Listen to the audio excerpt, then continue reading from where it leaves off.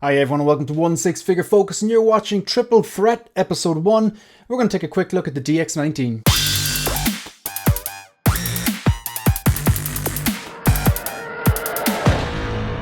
Alright folks, so if you've been following the channel, you know that I'm currently away for the summer, but I pre-recorded these videos, and the idea of these videos is a playlist called Triple Threat. So what a triple threat is, this is kind of one of my I suppose my collecting philosophy. If I'm going to part with my hard-earned money and buy one of these high quality but also highly expensive figures, then something has to be a triple threat 99% of the time. For example, I have to love the source material, or I'm going to start that again. I've got to love the character, love the source material, and love that particular version of the character. So what a better place to start than the DX19. So obviously, do I love the character Batman? Yes, I like many different renditions of the particular character Batman, so I do love the character Batman. Do I love the source material? The Dark Knight is one of the greatest movies ever made. It is the greatest comic book ever, movie ever made, in my opinion. And finally then, do I love this version? The DX19 style suit. I know it's kind of been dubbed the DX19 style suit because of obviously what you're looking at is the HotToys DX19, but it's really the second suit he gets in the trilogy that you see in the Dark Knight and the Dark Knight Rises. The one where he can move his neck. Basically, it's kind of like, I suppose it's, for me, what I like about it is that it's kind of growing up. I loved Keaton, still love Keaton. Just love what Keaton and Nicholson did, and that Tim Burton Batman and Batman Returns, and Pfeiffer, of course, and everyone involved. I loved that, and I loved the way it was kind of comic book, and obviously heavily comic book inspired. It was kind of gothic. You don't know if it was like modern times or set in the past, and it was just really just kind of a dark gothic noir type of approach or something like that. I love them, but I always wanted to see a Batman movie, and a Batman movie where how would it actually work in real life? Because the idea of this billionaire playboy who spends his nights, instead of going dating supermodels and buying hotels and sports cars or living the high life, philanthropy and all that kind of stuff, instead of doing all that stuff, decides to dress up as a bat and beat someone to death with their bare hands. Maybe not to death, but beat someone up with their bare hands and all that. It was a bit ridiculous. So I was thinking, how would it actually work in a real world? How could it work? And Christopher Nolan, what he did was it kind of showed us how it could potentially work in real life. I know it's not reality, I get all that, but he did a great job. So when it comes to the suit, I wanted something that was kind of armorized and practical. And for the most part, it was. Apart from a cape, in fairness, if you're going to be a crime fighter, having a cape is ridiculous. But why do we have them? Because they look awesome. That's simple. So this is, by definition, this is why I'm choosing to kick off this series of videos with the DX19, because this is just, when I think of triple threat, my god, triple threats. Sorry, I do that because I'm conscious that I'm Irish and I pronounce triple threat as if there's no H in threat. So I'm making a conscious choice to say things like I can't even do it. 33 and triple threat. So I'm really trying here, but this is an amazing triple threat. Love the character Batman, love the source material, The Dark Knight, and this particular rendition, this version. I love this particular version of the suit. It is my favorite version. Anyway, so thank you very much for watching. This is episode 1. Let's take a look at this. So this is how I have it posed up. The way I'm structuring this series of videos, I'm taking a photo of the figure as it appears in my Bleeding shelves or wherever I have them posed, and then I'm taking a few different photos and just zooming in and out of them. So here you have the figure as it is, as it's standing there. It's standing there with the EMP gun, just kind of have it just kind of cocked up like that, as if he's taking a look at seeing what he needs to shoot it at or whatever. This particular cape, this is not the stock cape. As far as stock capes go, a lot of times HotToys miss the mark. Like off the top of my head, what do HotToys really need to improve? They need to start USB powering things. They need to get better at capes. They need to get better at, say, those USB powered lightsabers, all that kind of stuff. But they do need to get better at capes. Now, while the stock cape in this, it was better than the DX02, which I had, it was better than the DX12 from what I've seen in all the reviews. But this particular cape I have in this, I got this courtesy of Alan, aka the 6 Scale Gallery. Follow him on Instagram if you haven't. Lovely guy, amazing photographer. But he's a big into the Dark Knight like myself. That's how we got to know each other, how we bonded. But he's big into like custom cowls and custom capes, and he had a spare Jackson shoe custom cape for this. I plugged it in, I never looked back. It drapes really, really, really nice. I love the segmented, the different paneling that goes on in this, like the way it's like, it's like almost like a, it's like a tactical suit or something like that, like an armorized tactical suit. So you've got like, it's not just a straight black, you have kind of carbon fiber and a bit of graying going on. I love the kind of gold look of the belt. I like the way this particular figure, it's like a neoprene undersuit, and then you have all the panels stuck on segmented. That was the whole point. He wanted more maneuverability in the movie, but it made him more subjective to like knives and stuff like that because of the gaps in between the armor and gunfire.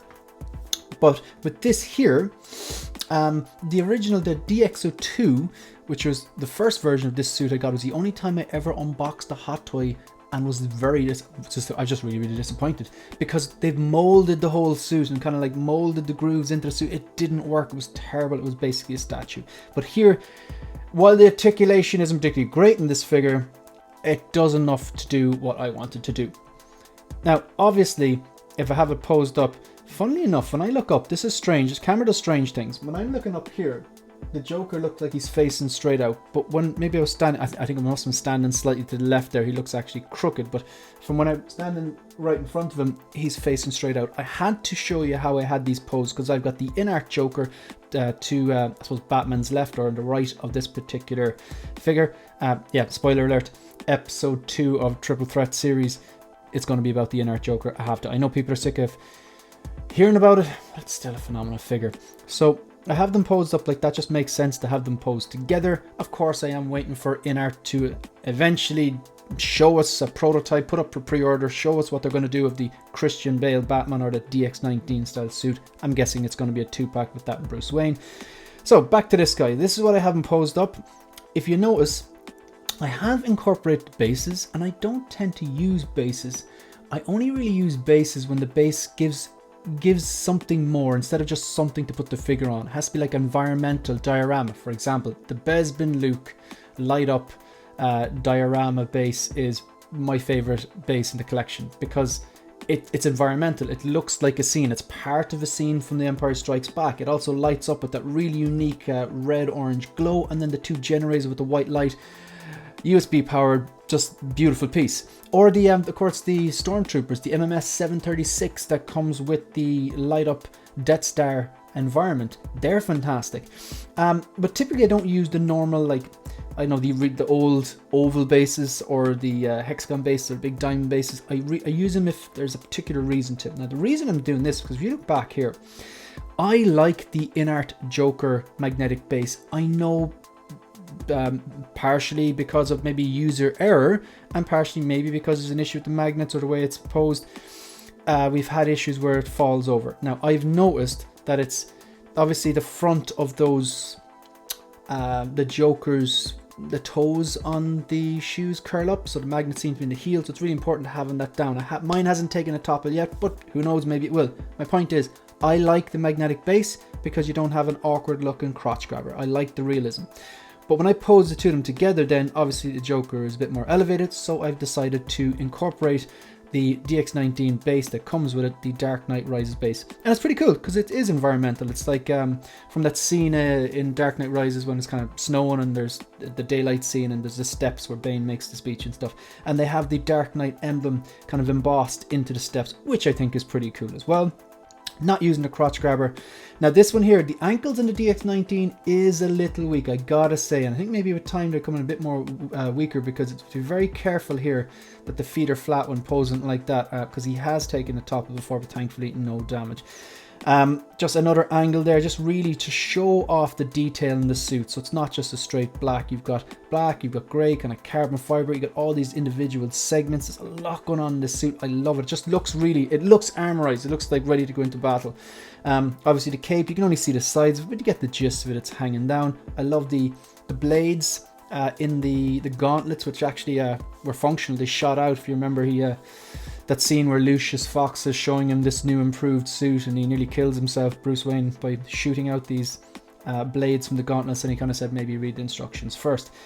Love the pop of gold, kind of, I suppose copper? No, it's copper's more red. Yeah, it's more of a goldy coloured belt. Really, really like that. Now again, The head sculpt, the new versions that have been released, obviously there's that bit of, I say the word controversially loosely because it's a first world problem. So the DX19 came out, and then within like a year, 18 months, they released, put up for pre-order, the Dark Knight Rises Transparent Armory, and then now they've got the Dark Knight Armory as well. And while I think the armories are amazing, and I would definitely lean towards getting the Dark Knight one, there's the issue I have is the head sculpt on the Bruce Wayne. It doesn't do it for me, to be honest. I've been very vocal about that as well. For some reason, I don't know if it's photography, the head sculpt on the Bruce Wayne that comes with the Dark Knight Armory that they just put up pre-order looks better, but I think the hair is different, and maybe it's just the lighting, because I know the pallor on the Dark Knight Rises Bruce Wayne, it looks rough. But anyway, not fully sold on anyway. But my point is that with both of those, they kind of have upgraded versions of the DX19, and it's funny because they're not even the same, because if you look at the Dark Knight Rises one, the gloves are inside the gauntlets, which is screen accurate, but then the Dark Knight Armory, if you look at the armor that comes with that, the gloves are back outside because that was accurate to that. So I suppose it depends what you want. My issues with the Armory one is that if you look here, and if it is actually screen accurate, underneath the nose, that's relatively straight, but the one with the ones in the Armory actually poke up like that. So it's a cliche, but I'm gonna wait for in-art. I want to see what they're doing.